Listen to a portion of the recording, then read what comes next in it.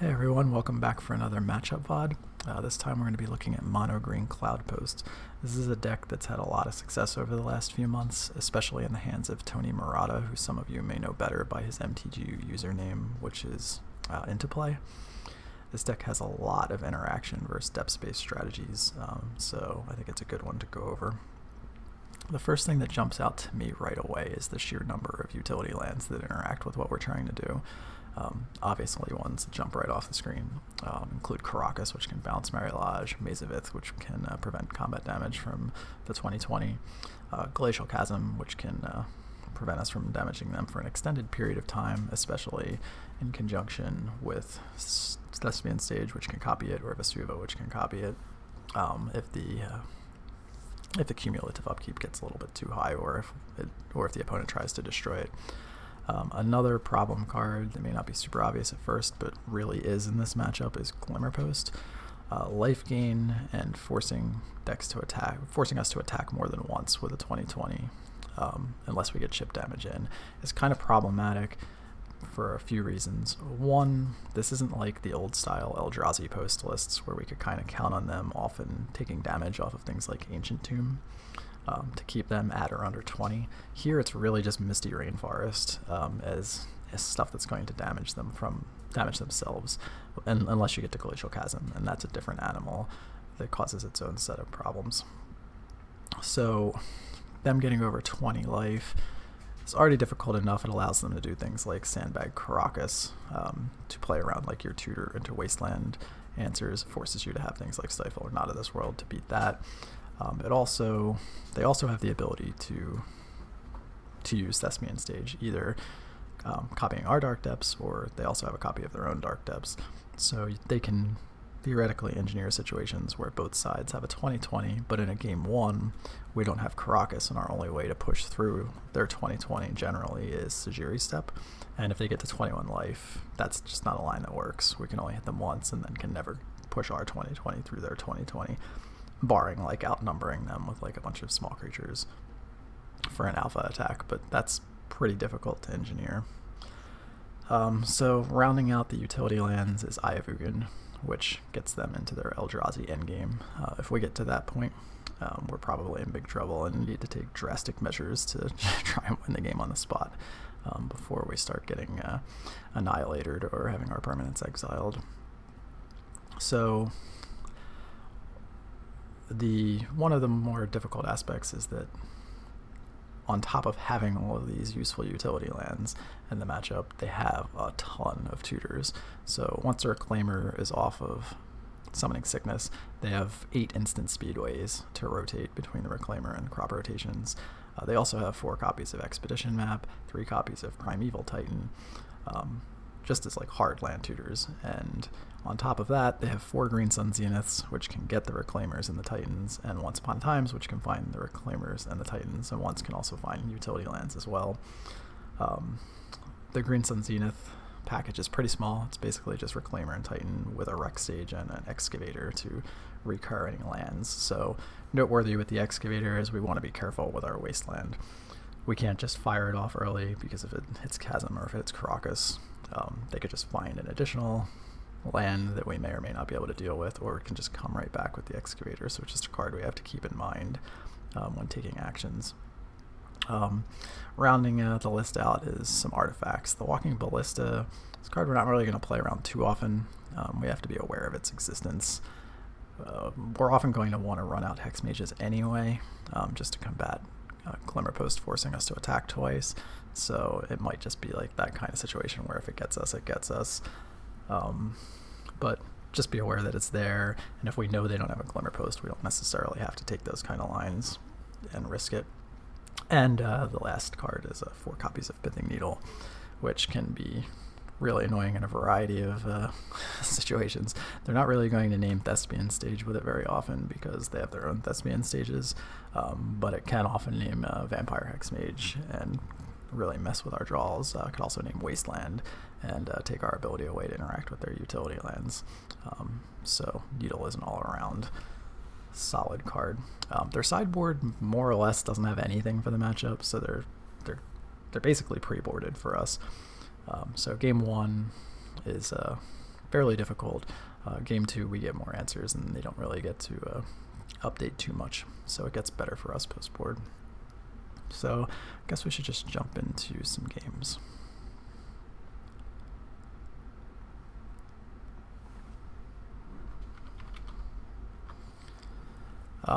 So same rules as always. I try not to mulligan to matchups. In this case, the opponent, I did not know that matchup anyway. In the past, when I've played versus Flow-True, they're often on Eldrazi variants. It's usually like Eldrazi Stompy or White Eldrazi. But yeah, I try not to use that information because I don't think it's particularly useful for testing. But in this case, one of the general rules for Game 1 mulls in the dark that I try to always abide by is I want to have a Dark Depths in hand, or a way to find a Dark Depths in hand, or a way to find the Dark Depths. Because there's really only 4 Dark Depths and 9 tutors in the deck, so there's 13 ways to find the depths, and we're not winning the game without it. And for each draw step, whether that's 1 out of 53, 1 out of 52, etc., it's not really unreasonable at all to go 4 or 5 turns and miss. And in Legacy, if you don't have, as a combo deck, if you're not implementing your plan or getting there within the first 4 or so turns, you're probably not winning the game. Too many strong things are going on between the combo decks, or even like Dreadhorde decks and stuff like that. Like, you just can't really not present the threat of killing someone in the first few turns. So despite the fact that this hand has multiple pieces of disruption with Thoughtseize, Needle, Wasteland, and Not of This World, it doesn't have a game plan other than hoping to draw a tutor or a Dark Depths. And in a London mulligan era, I do not think that that's good enough. So this 6 is a lot better. It has 2 different ways to combo and a proactive piece of disruption. In this case, I think the bottom is clearly the Stifle. We're on the draw, so it's very unlikely we're just going to go Gemstone, Mind Pass, and hold up Stifle, and our turns are kind of spoken for otherwise, where we really ideally want to curve Urborg Thoughtseize into crop rotation off Gemstone, Mind, Hexmage, if at all possible, and as a backup plan, if they have multiple counters or something, it'd be nice to have the stage as well. So I think this is the Stifle is the bottom. So the opponent goes Once Upon a Time, finding Glimmerpost into Snow-Covered Forest Reclaimer. Pretty dead giveaway that we're playing versus Green Post. So here it's pretty easy, Urborg Thoughtseize. So the choices are between Green Sun, Zenith, and Excavator. Neither really presents a problem in the next couple of turns. Zenith is a little bit weaker than usual because they already have a Reclaimer in play, and on top of that, one of their 2 3 casting cost targets is in their hand, and the other one is Rexage, which we don't really have anything that it interacts with at the moment. We really only have 2 Needles in the main deck anyway that card is going to mess with. We don't have to play Lotus Petals into it. And they're miles away from getting Primeval Titan with it. So in this case, I think the threat of Glimmerpost coming down, buying them a turn, and Reclaimer sacking lands and Glimmerpost coming back is more of an issue than the Zenith is in this spot. So I think we take the Excavator.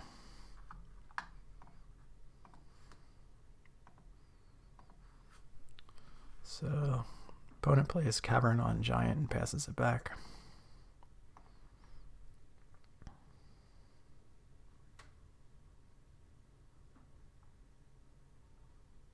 So we draw Lotus Petal, which is a pretty good draw.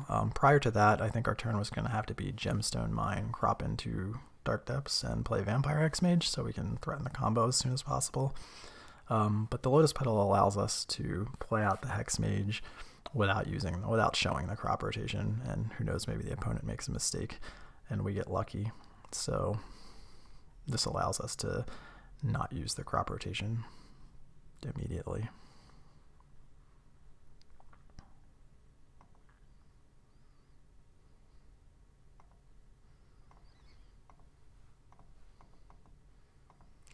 End of our turn, opponent exchanges Cavern of Souls for a Cloudpost with their Reclaimer.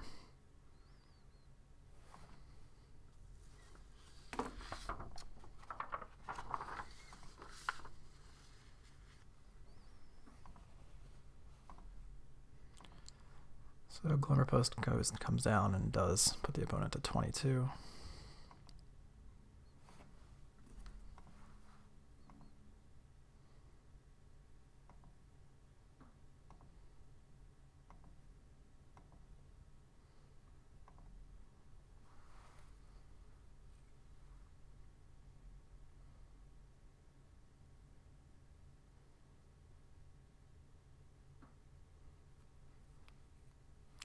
So there we could have gone for the combo, but we wouldn't have had enough mana to cast the Sylvan Scrying to get a Wasteland to destroy a potential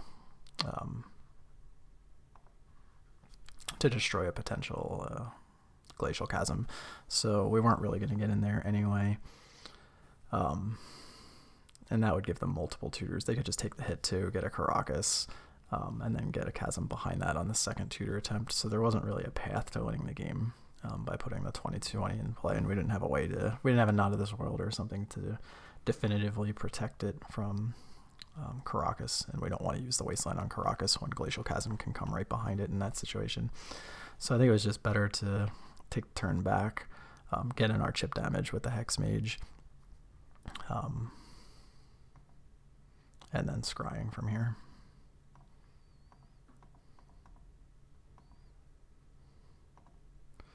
So this is kind of like just like a bad play pattern habit that I've gotten into. I think this was a mistake after I looked at it. I think one of my default assumptions is you always want to have the threat of the combo as soon as possible.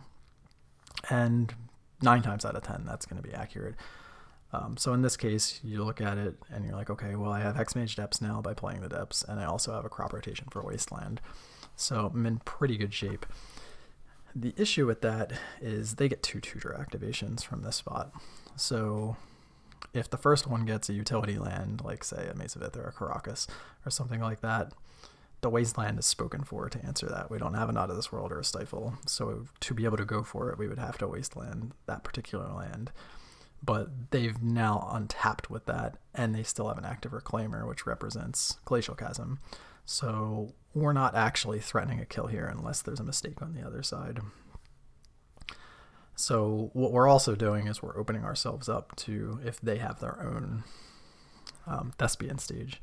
So if they were to say have a Karakas or have a Thespian stage and are on our end step get the other, their next turn could be the 2 posts, the forest, and one of those cards, and if we go for it, they could easily force us into having to Wasteland the other, or they end up with their own 2020 and a life gain card that they can get off the Reclaimer to go over 20, or have the Karakas, which we have to Wasteland, and then they can Reclaimer for the Glacial Chasm. So there's no real path here, plus we're exposing ourselves to them being able to force us to do things if they do have a Thespian stage. So it's just kind of an awkward situation all around.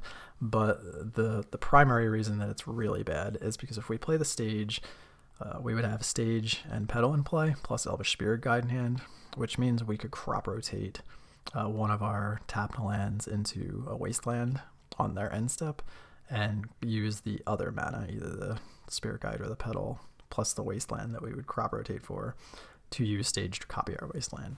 So on this turn cycle, we could have Hexmage, Depths, and then be untapping with double Wasteland, which should be able to beat most of what they have going on.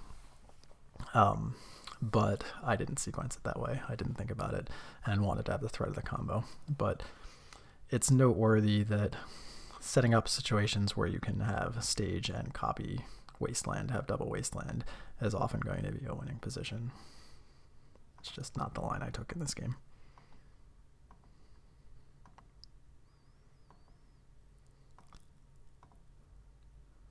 So end of turn, they exchange their forest into a Karakas.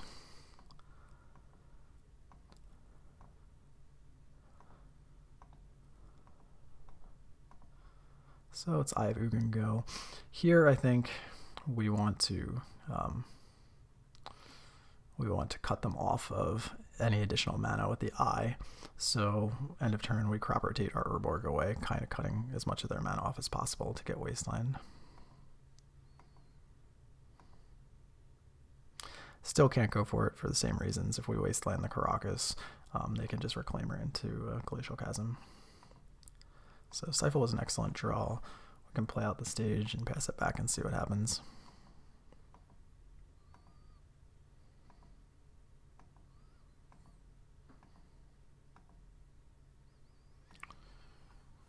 So they Reclaimer away the eye for a Mazavith, adding another layer of protection.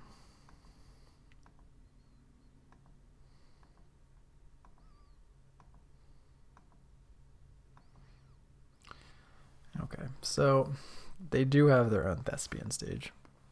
So now things are getting just really kind of hairy. They have multiple onboard pieces of interaction. They have a way to gain life. They have a way to also copy one of their lands if we try to destroy it, whether that's Maze, Karakas, or try to copy the Depths, and have access to Glacial Chasm too. So we obviously have to copy our Wasteland here. That's really the only way we're advancing this from this spot. So the question is how can we get them to do something? I think the only way we're getting out of this is if we get them to react. So the conclusion I came to is that if I try to copy Wasteland with Stage and pitch the Spirit Guide to doing so, we still have Stifle up, so they can't just they're just not in a position where they could just kill us. We could stifle the stage activation if we absolutely have to. That's not something we really want to do. But if they see we only have one card in hand and only one land untapped, that's a pretty juicy pretty juicy spot for them to try and copy our Depths. So that was my thought, we have to copy the Wasteland anyway, so we might as well use the Spirit Guide, which probably we're not getting much better use out of. And hopefully that gets a reaction. So fortunately it does. They do try to copy our stage.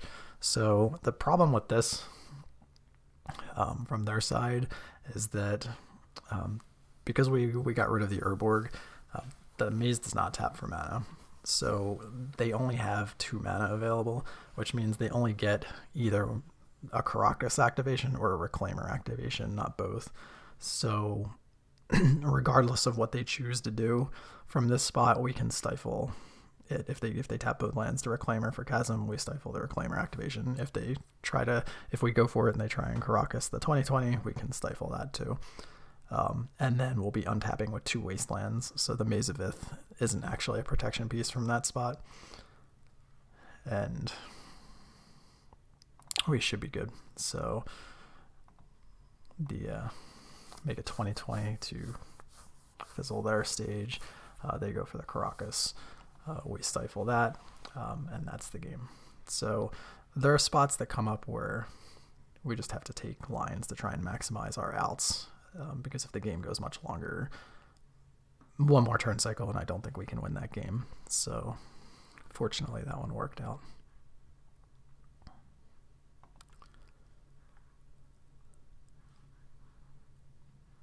So I'm going to try something a little different this time. Normally for these VODs, what I've been doing is just going through individual matches. But I don't think that that's necessarily like the best method for videos like this. What I'm mostly interested in is like getting play patterns and decisions out there in unique spots where, just getting information out there from both sides so that players can have encountered more of this or maybe see some options they hadn't thought of, stuff like that. And I think just going through some of the generic matches doesn't really offer all that much. Like for instance, just for completeness, in the first match, game 2 was essentially just a 4-turn match where we both ended up making 2020s, and Shuziri Step pushed for Pro Black, pushed my 2022 through their 2020. Not a particularly interesting game. Not a lot of decisions were made, and that's often the case. Like from the depth side, sometimes you're on the play with discard spell into turn 2 2020 with Not of This World, or turn 2 or turn 3 2020 with like a Keen Needle or something like that, and you just win early versus post. And sometimes they have, just a turn 1 Reclaimer that you can't really push through and just dominates the game, or they have multiple crop rotations that you just can't get through. Another common one, not super common, but it comes up, is if they have like double Pithing Needle hands, where they just name both ends of your combo on turn 1 and turn 2. I've had that happen. And, those just aren't really particularly instructive, in my opinion. So I will let everyone know how the matches that I'm taking the individual games from went. But basically we're going to just more or less cherry pick interesting games. So this is also a game 1 versus the master, the Green Post master himself, Tony. So this hand, again, assuming in the dark, it's not super fast, but it's reasonable. It has the depths, it has a tutor for the stage, it has a proactive and a reactive piece of disruption in Thoughtseize and Not of This World. So it's not an amazing hand, but it's definitely a hand that we keep. So Tony starts off with Forest Pass. Pretty easy Rainbow Land Thoughtseize from our side, which draws out an early crop rotation for Caracas. So general rule of thumb from my perspective is there's 3 cards we're really looking for with early discard. It's Crop Rotation, Elvish Reclaimer, and Pithing Needle. Those are far and away the best cards in the matchup that are going to cause the most problems. So even though they do have an Expedition map here, we just kind of have to leave them with the tutor. The Needle is just too powerful of a card. If it comes down and it names Thespian Stage, we really don't have a way to do anything. I mean, they do have a stage, they probably won't do that, but it's just a possibility that we kind of have to deal with. If it comes down and it names Wasteland, the Expedition map represents Glacial Chasm, which means they could just buy themselves a pile of turns to put some of their end game together. It's just not a card we want to allow them to keep. So despite not being in love with leaving them with a tutor, I think that's the line we have to take.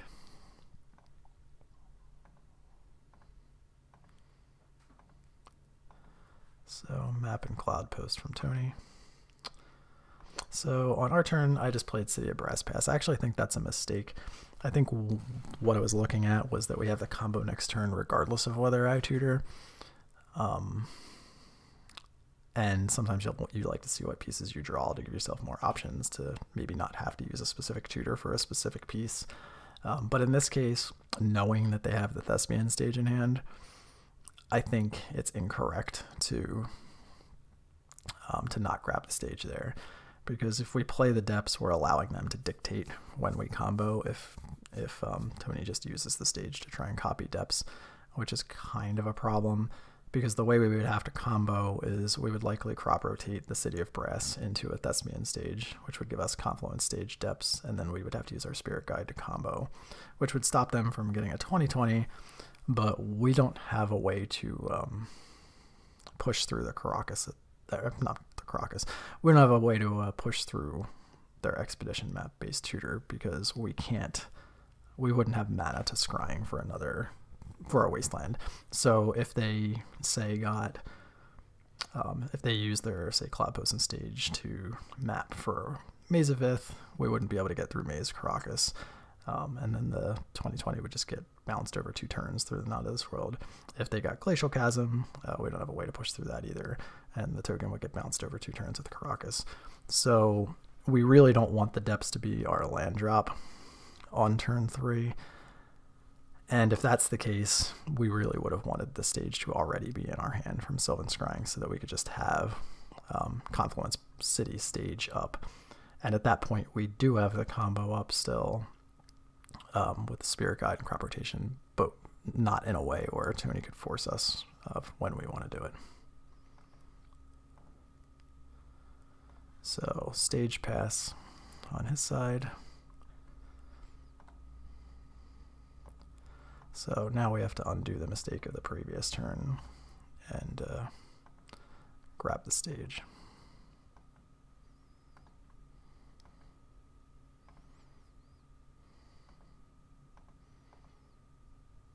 Tony copies Cloudpost.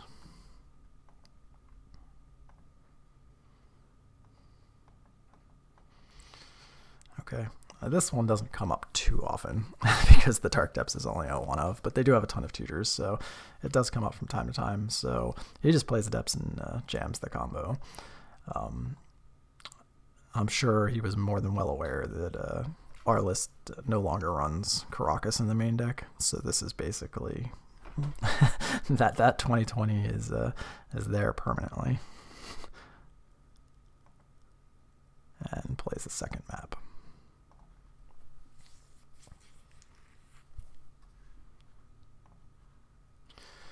Okay, so this is kind of an awkward spot. If at any point a Glimmer Post comes down, we basically can't win the game from this spot.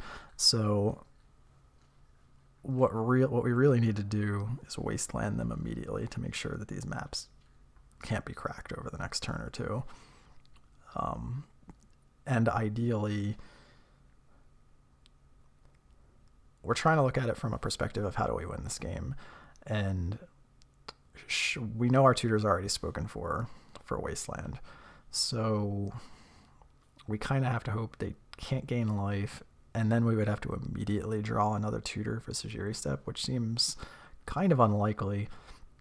So to me, the conclusion that I came to was the more likely scenario is that if we just appear relatively weak and try and cut them off of as much mana as possible, then maybe they would feel safe behind their Caracas and try to attack. So I thought the first step, in no matter what we were going to do, is we need to crop rotation for Wasteland. So I think the safe play here would be to attack the Caracas and try and just draw the tutor next turn before they find a land and can get a Glimmer Post to go over 20. But I don't think that's right. I think our odds are better if we just hope there's a misstep on the other side. So I went after the Cloudpost instead, because theoretically that could represent more mana next turn. If they play a Cloudpost tapped, they can't really... it's just less mana this way. And play the Depths and pass it back.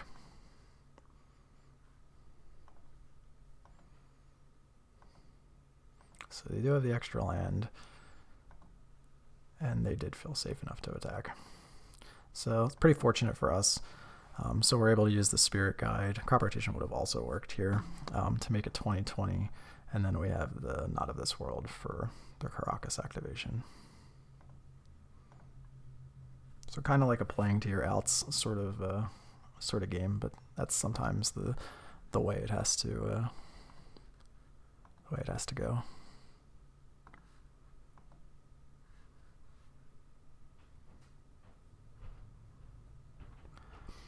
So we'll continue in this match because it was my turn to make some interesting decisions this game. It's just both of these matches, or these games, are indicators of how difficult and tricky this matchup can be. But real quick before we get into this, this game and any of the rest of the games I cover will be post-board games. So really quick, talk about the sideboarding strategy. So from the Depths side, I normally bring in Decays and Force of Vigor. One of the more annoying cards that hasn't come up yet in the games that we've covered, but will in the future games, is Pithing Needle. It can cause all kinds of problems, naming Wasteland, Hexmage, Stage. It's just a card that we need to answer from time to time. And Decay's also double is hitting their Elvish Reclaimers, which are among the more important cards from their side of the table. So it basically hits 2 of their 3 most important cards in the matchup. I also bring in Caracas, kind of similar to the situation that just came up in the previous game. We don't want to be in a situation where if they get to 21 with a 2020 in play, we're just cold. So Caracas helps on that front as just an answer to their minor 2020 plan. And then I bring in Safekeepers as well, because those can help fight Caracas and Maze of Ith without having to use Wasteland, because sometimes it's just kind of too heavy of a lift to get staged and start copying Wastelands to answer multiple utility lands, and we really don't want to use our Wasteland on one of those and then be cold to Glacial Chasm. So Safekeepers are just good all around. Generally what I board out is some of the accelerations, so Petal and 2 Spirit Guides. I board out 2 Duress. I don't think those are great in the matchup. They do hit some stuff, but they miss some really key cards, especially Elvish Reclaimer. And then basically one of the utility lands. It's between Bog and Steppe. It's kind of personal preference. I sometimes go both ways. Like, I like having the extra protection piece to push through a 2020 if they're at 20 or less with the Steppe, but also they do have an Excavator, so there's a non-zero number of games where you want that Bog in the deck as well. But I waffle back and forth, but one of the utility lands is generally the last cut. So for this game, we have a turn 2 2020 and a Not of This World, so that's, ideally you would want like a piece of discard or something along those fronts, maybe a Needle, but this is not a hand we're sending back. So Once Upon a Time finds Glimmerpost, and Elvish Reclaimer comes down.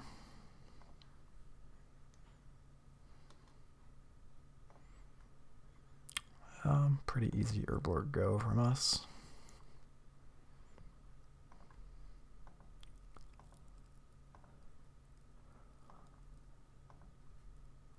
Tony plays a Cloudpost into Needle on Wasteland.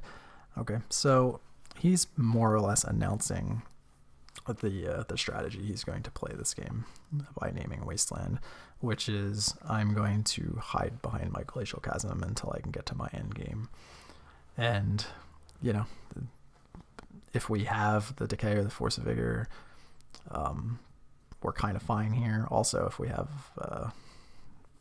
Needle for Reclaimer, we'd be fine here. However, in this particular spot, we have none of those cards, so this line is going to be really effective. The Reclaimer comes in and hits for 1. So still no reason not to just do Depths Hex Mage.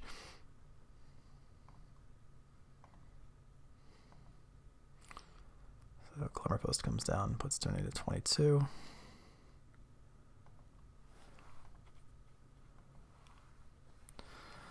So this may seem like a really awkward time to go for it, but our options are kind of limited. We can't just let him continue to develop for free. So if we just do nothing here, what's going to end up happening is another land is going to become a Cloudpost, and before we know it, he's going to transition into the end game. And that's just not something we can really let happen right away. So even though we can theoretically wait, I think, and we don't have more than one protection piece at the moment, I think we kind of have to just hope that we draw okay here and put pressure on Tony's mana as much as possible. So if he chooses to not get Glacial Chasm here, then Glacial Chasm's not a real card at that point from 2 life, which helps us immensely. And if he does, then at least we force the sacrifice of a land.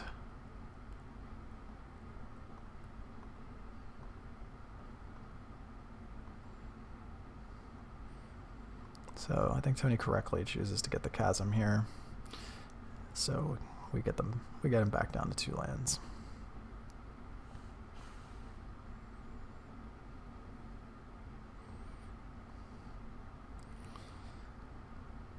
So we play out our Hexmage here.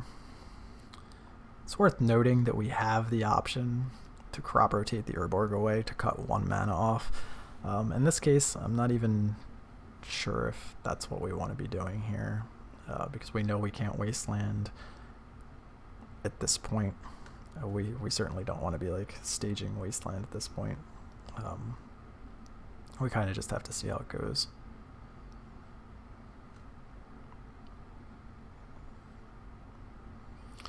So pays the upkeep on Chasm, goes down to 20, plays the Glimmerpost, goes right back to 22. We draw a second copy of Not of This World.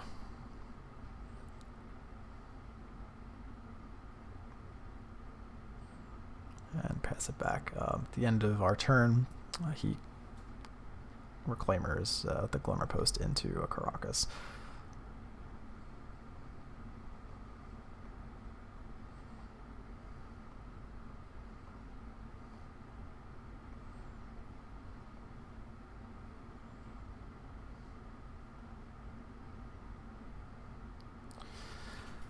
Okay, so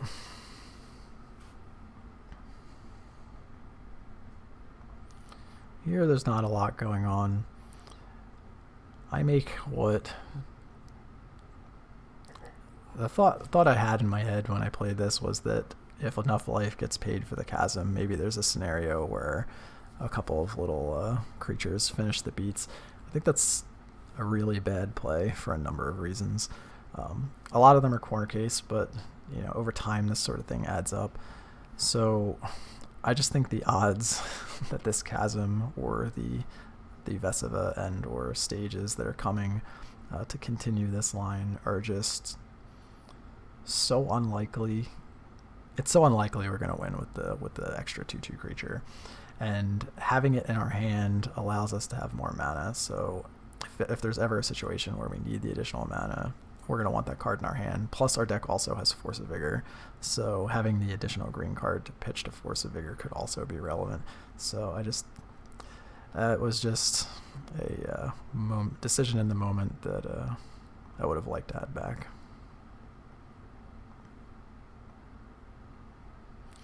So end of our turn, the Caracas tries to bounce the Lodge. So we do have 2 Not of This Worlds here. The issue with that is it would require protecting it here. For protecting it here to matter, it would require us to immediately draw either Decay, or Force of Vigor for us to win the game, assuming no other actions from the other side. And that's just extremely unlikely. And even if we do draw the Decay for the Needle, Tony's going to have a Reclaimer activation up. So even if we do Decay the Needle, crop rotate for Wasteland, try to Wasteland the Glacial Chasm, Reclaimer could just get a Veseva to copy it. So it's really low probability for protecting this here to actually help. So we let this go.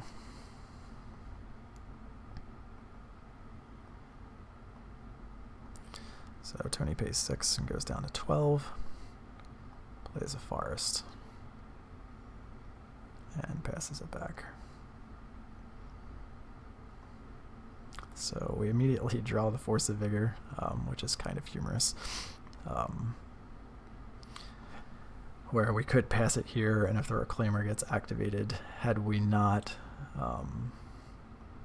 protected the Lodge, we would have been able to take some actions here. Maybe not necessarily win the game, but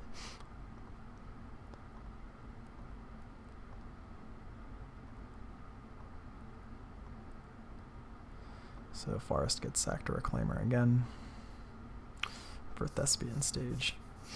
So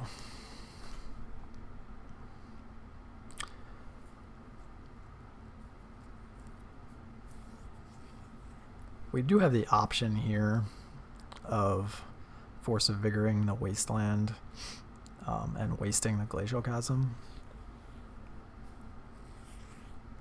it would require us drawing a tutor for a Dark Depths relatively soon for this to work out. And even then, they have their own stage activated, so we would probably be looking at having to use both our Hexmage and Stage to combo through that without them getting a 20/20. I don't know that that's particularly worth doing in this spot, so I let this go.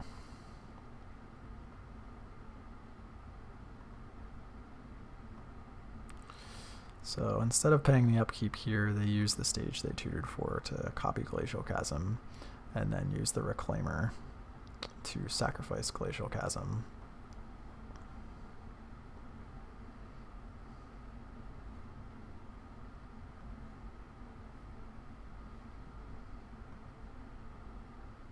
And play a Forest.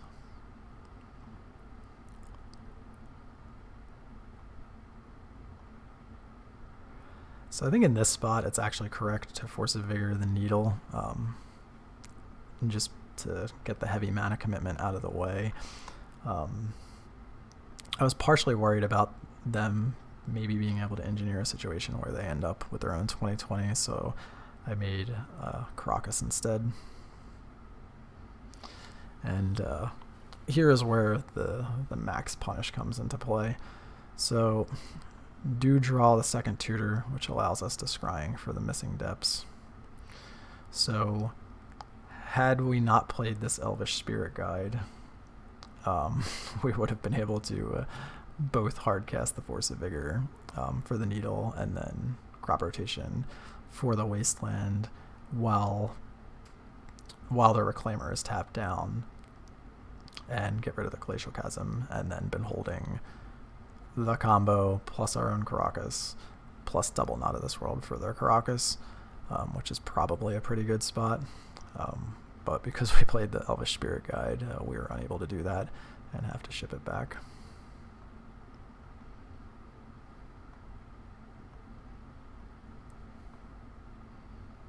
So it pays the upkeep of 2.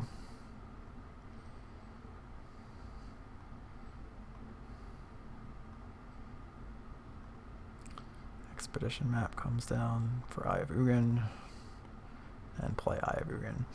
So this is kind of the point of no return. So they have the Chasm, which we can work through now theoretically, but we just realistically can't. What's going to end up happening is they're going to pass back to us with Caracas up, with an Eye of Ugin activation up, and all we can really do is Force of Vigor their Needle. So we can make a 20/20 here, but if we do, we just can't work around the Reclaimer activation. We don't have a choice because they have an Eye of Ugin activation too, so they're going to end up in a spot where on board right now, as is, they have 15 mana if you include the Urborg. So we could crop rotate our Urborg away and knock them down to 13, but that's still Ulamog mana with Reclaimer activation up. So we're just not in a spot where we can actually push through what they're doing. If we go for, the situation is just not getting better. So if we go for the Wasteland here, they just go for the Vesiva line. And if we wait, they just get an Eldrazi. So I just fire this off, and it turns out Tony had a crop rotation too for Vesiva, making an additional Glacial Chasm. And this is kind of just a for sure losing position, so I scoop from this spot. It's worth noting that we may not have won that game anyway, given that we don't know when Tony drew the crop rotation. But either way, playing out the Elvish Spirit Guide was a mistake, and we reduced our odds to win the game substantially by playing it the way we did.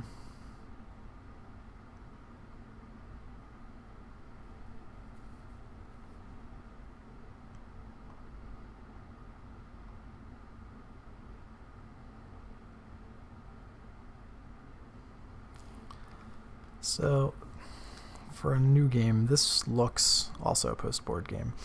This looks odd, but it's really not that bad. Like, the bog is awkward, but we have the ability to have a turn 3 Hex Mage Depths on the play with Force of Vigor if they have Needle, plus Needle if they have Reclaimer, plus Not of This World for like Caracas or things like that. So I think this is a completely reasonable hand, even if the mana situation is not ideal.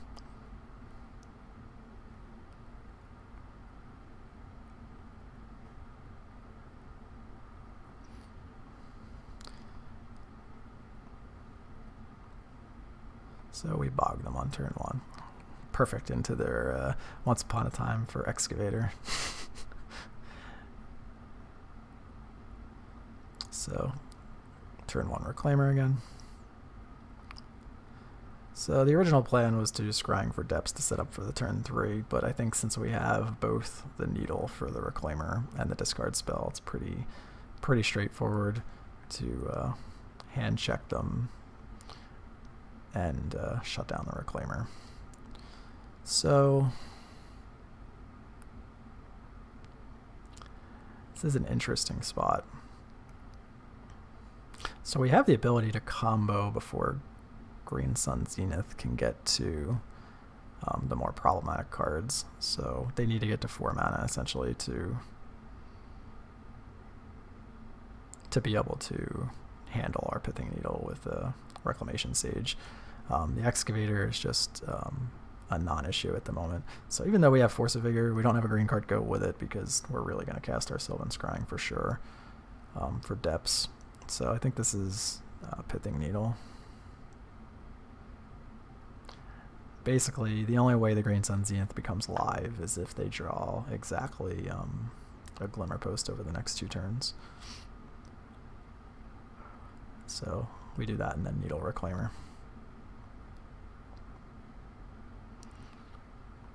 So Cloudpost comes down, attack for 1. So ordinarily I think you play the Hex Mage here to try and fight off potential life gain, but we already know the Glimmer Post is going to be a problem. If the Glimmer Post comes down on this turn, they're going to be able to Rex Sage the Needle, and then they'll have an active Reclaimer to get Glacial Chasm the following turn when we have a 20/20. So I don't think the chip damage actually matters here because that's going to be an issue regardless. But on the off chance they draw Ballista, I think it's worth not exposing our only way to combo. So handle this the opposite of how I would normally handle this and tutor first instead of playing the creature first. So really unfortunate, the opponent did draw the Glimmer Post.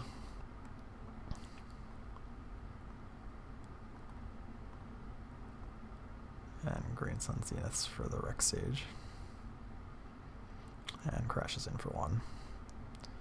So game got a little bit more complicated. We're still kind of locked into our line. Have to Hex Mage Depths here.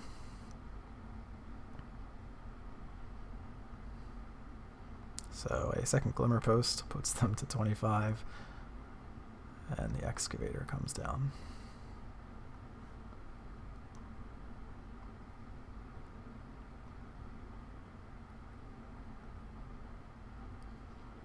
Similar to before, we really need to pressure their mana a little bit. Even with the Excavator, we have to make them. It's just not getting better for us from this spot. So we make the combo and see what they want to do. See if they want to go for Caracas protection or see if they want to play the Glacial Chasm game.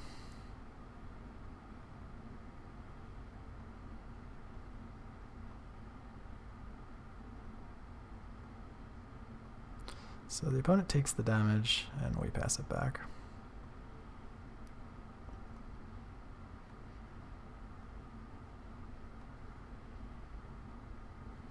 So they get a Caracas. So that's going to force us to draw either a Stifle or any of the tutors, or a Wasteland, or Sylvan Safekeeper are all cards that will allow us to continue to play from a reasonable position in this spot. So fortunate that we do draw one of those cards to continue to play.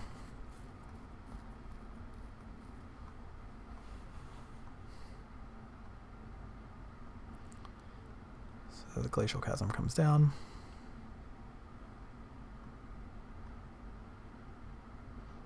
And we just play our Sylvan Safekeeper and Caracas and pass it back. So the nice part about this setup is the Glacial Chasm doesn't have a ton of life to play with here. The opponent doesn't have a ton of life to play with the Glacial Chasm. Here I think we have enough rainbow lands so we can get rid of the Gemstone Mine with 2 counters. Life is unlikely to be an issue since this is a Glacial Chasm game. Opponent replays the Glimmerpost, which is going to be a recurring theme with the Reclaimer Excavator combination. Go back to 9 and pass it back to us.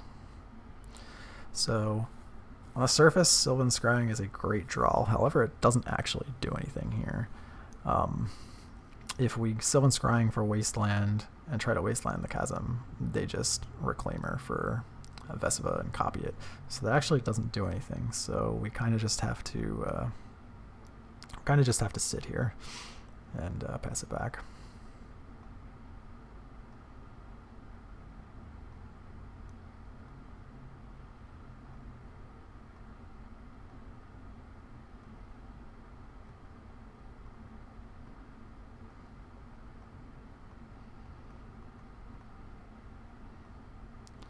So opponent goes back to 9 after paying the upkeep and then replaying a Glimmerpost.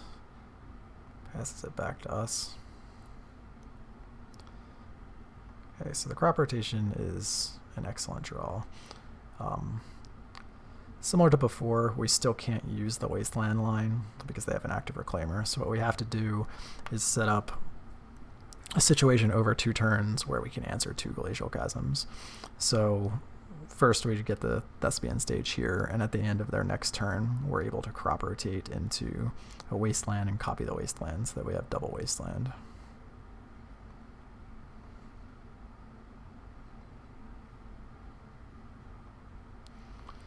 So they try to Caracas Lodge again. This time we can get rid of the Bog.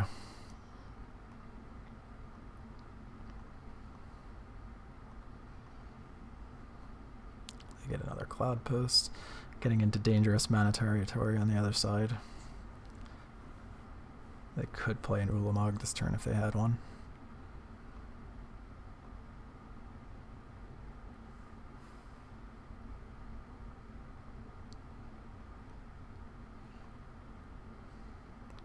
So just paid the upkeep, gained life again off Glimmerposts, and passed it back. End step, we crop rotate for Wasteland and copy Wasteland with stage, and the opponent concedes. So this is going to be something that comes up a lot. We just want to fight them on basically not allow them, just not die in the process. So we got kind of fortunate that they just never, I think they were basically 1 turn away from getting into the Eye Ugin chain for an Eldrazi, and then just setting up the ability to play through the Reclaimer. And if in the games where we don't find a Stifle and don't find a Needle, or in this case found a Needle but the Needle got answered with the Reclamation Sage, we just have to get ourselves into situations where we either have Wasteland plus Stifle or Wasteland plus Wasteland, like via stage, to be able to get through the combination of Chasm and Reclaimer with open mana.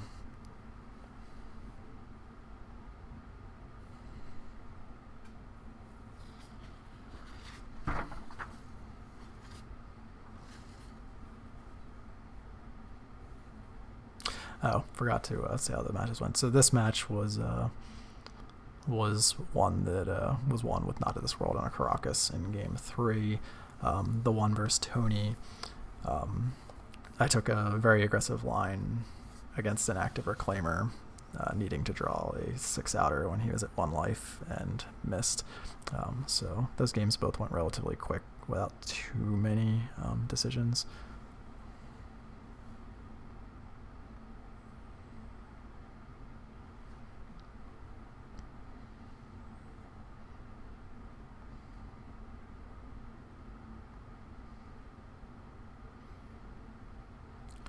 So this is pretty easy. Mull, the hand does not function.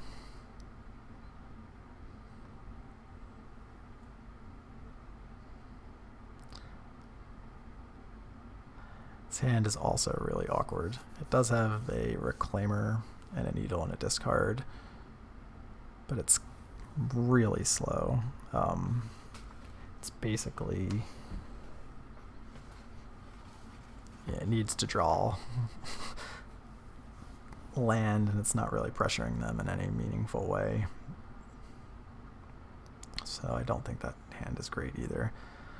This hand is also not great, but I think we're getting into the territory where we can't go down too much further in this kind of matchup. So we end up keeping this. The question is what to bottom. I think we have an extra... We're not keeping 4 out of 5 cards as lands, so I think if one of the stages goes back, and I think the Spirit Guide goes back as well.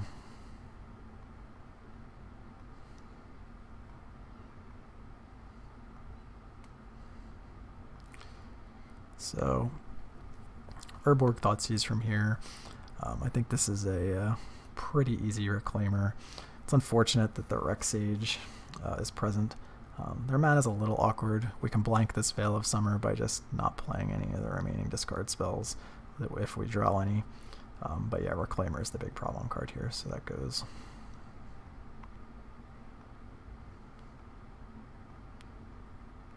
So Glimmerpost to 21, playing Expedition Map on their side. Here we actually do get to play the discard spell since there's no green mana up. So pretty easy Rex Sage in that spot, because now our Needle is actually live, which we can shut off their tutor. So we name Expedition Map in this spot.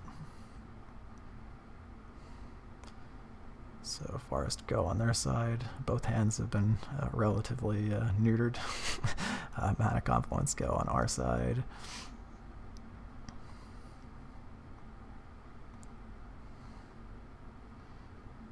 Another Glimmerpost on their side. So no reason not to change the name of the stage, especially in a matchup where we know the opponent has 4 copies of Pithing Needle. Just taking one of their options off the table is always a good idea. So Sylvan Scrying is a solid draw. Get the depths. So you can make the argument that you're not supposed to play the depths there on the off chance they have a crop rotation. But if they have a crop rotation, we're basically not winning this game anyway. So I played it out, but I think it's probably technically correct to hold it.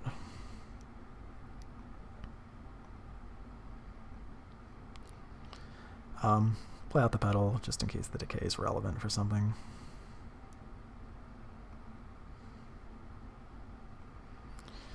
So they naturally drew the Glacial Chasm.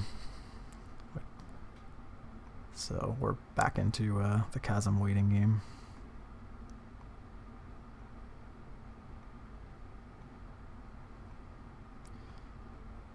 Slow Thaw, draw and play out a Reclaimer, which is pretty good.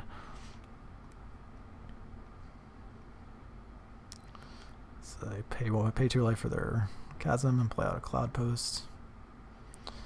So Stifle's a good draw that shuts off some of their action.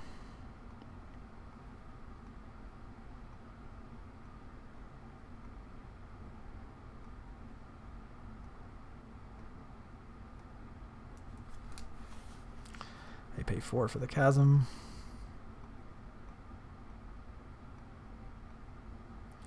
play Golos. So we have the option to stifle the Golos trigger. The question is, what do we actually care about? And I think the answer here is not much. If they get a Caracas, the stifle answers that cleanly anyway. If they get a stage in the key turn, we could stifle that anyway. I don't think we're too concerned about it, and this kind of like hides what's going on and protects us from other things in the future if this gets a card that we don't particularly care about. So it gets another Glimmer Post and puts them back over 20.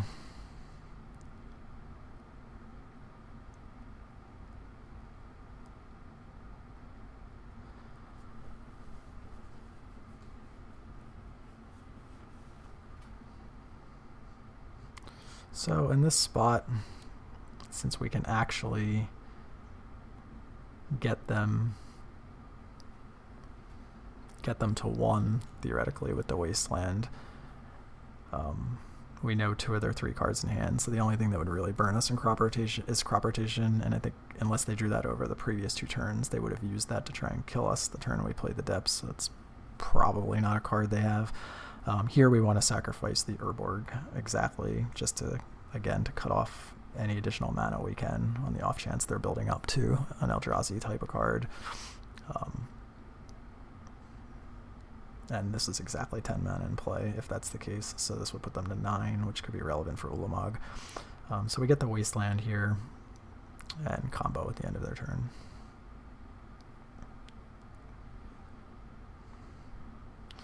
So go after the Chasm, swing in with everything, just force them to block. There's no reason not to.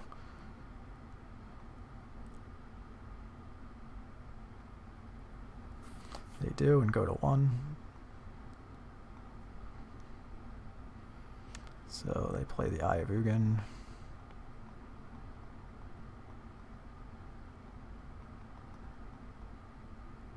And play Ulamog.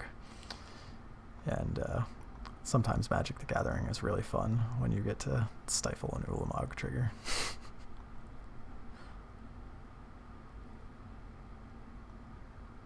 So both sides have legendary enormous creatures, but 1 flies. So that is how this game ended. So there's a lot going on in the matchup. Some things we didn't see is we didn't actually, the opponents never got into situations where Primeval Titan became an issue in these particular games, but it does come up. I've had it come up in matches. I've had it come up where it's on the stack and its trigger gets stifled and that decides the game. Sometimes they just build into it fast enough that it wins the game on its own, but that doesn't seem to come up too often. A lot of times, as you've seen in these games, they're forced to rotate away some of their green mana, and they don't necessarily always build into it right away. We didn't see too much Maze of Ith, only in the 1 game. I think it's pretty clear from the majority of the matches that I've played versus this deck that the matchup kind of revolves around Glacial Chasm. We have to be aware of when they can get it, how long they can afford to pay for it, which is always a moving target with all the Glimmer Posts and the Excavator tricks they can do and the Reclaimer. So, and then not to mention copying it with Stage and Vesiva. So it's a card we really need to pay attention to. If this deck ever becomes like a 5 to 10% of the meta kind of deck, I think we will have to make a change. I think that matchup's not actively bad. Like, I have a winning percentage versus it. Like, I think I'm roughly 70% versus it, but there are spots where this can be really tricky. And versus top pilots like Tony, you will get punished if you're not running additional answers. So I think a Ghost Quarter will end up somewhere in the 75 if this deck becomes a major part of the meta. Another change that could be made to try and fight this a little bit or accommodate things is maybe an extra copy of Abrupt Decay or Force of Vigor to fight the Needles and Reclaimer, because those are really the key cards. We can kind of like force out a crop rotation with discard, that kind of thing. But in a lot of these games, the ones that drag out and are interesting enough to analyze and go through, I think almost every one of them involved a turn one, or most of them involved a turn one reclaimer, either from a Once Upon a Time or just having it, or a Green Sun Zenithing for it. Like, you're just going to see the reclaimer in a huge percentage of the games, and it just demands an answer. And having an extra decay to go along with the cards is fine. And I think it sitting in play is also fine if we have additional answers. So if a Ghost Quarters in the 75, then we're not necessarily as worried about the line Tony won one game with, where Needle comes down on Wasteland, and it's just, if you don't have the decay or the Force of Vigor, or the answer to Reclaimer, it's just a really uphill sled. So that's definitely a change that can be considered and monitored going forward. This is actually a really fun list to play against because of everything that can happen, and I think it's actually something that I'm just for fun going to try in the future. I might reach out to Tony. I know he offered in the past, or suggested that I should try it, so I might reach out and see if he wants to go through a league or something, and maybe we can do some content with that. Yeah, a little over an hour. I think that's good for now. If anyone has any suggestions on what decks to do next, I'm all ears. And until next time, take it easy, guys.